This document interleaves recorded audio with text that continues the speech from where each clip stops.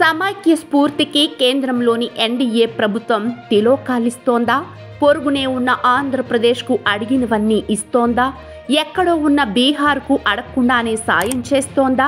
ఉత్తరాది రాష్ట్రాలకు, అందులోనూ గుజరాత్కు అన్ని అనుమతులు ఇస్తున్న బీజేపీ దక్షిణాదిని, అందులోనూ తెలంగాణను తృణప్రాయంగా తీసి పడేస్తోందా అనే చర్చ ఇప్పుడు తెలంగాణ వ్యాప్తంగా నడుస్తోంది.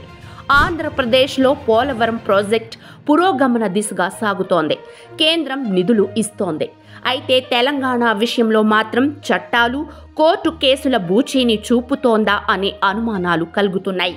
కరువు పీడిత, ఫ్లోరైడ్ బాధిత ప్రజలకు నీరు అందించే పాలమూరు, రంగారెడ్డి ఎత్తిపోతల పథకం జాతీయ ప్రాజెక్టు ప్రతిపాదనలను కేంద్ర ప్రభుత్వం వెనక్కు పంపింది.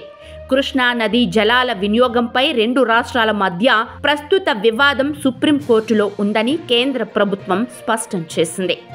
కృష్ణా ట్రిబ్యునల్ 2 ఇప్పటికే నీటి వివాదాలకు సంబంధించిన విచారణ చేపడుతోందని కేంద్ర జలశక్తి శాఖ అధికారులు ప్రస్తావించారు.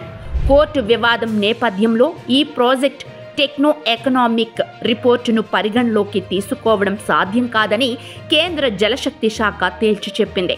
ఈ నేపథ్యంలో ప్రతిపాదనలు తెలంగాణ రాష్ట్రానికి తిరిగి పంపినట్లు లోక్సభలో కేంద్రం తెలిపింది.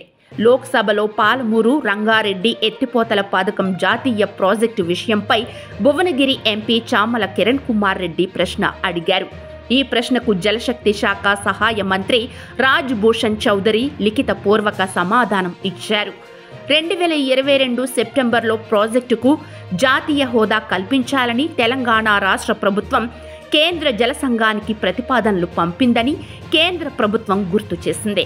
2024 డిసెంబర్లో ఈ ప్రతిపాదనలు తిప్పి పంపామని కేంద్ర ప్రభుత్వం తెలిపింది.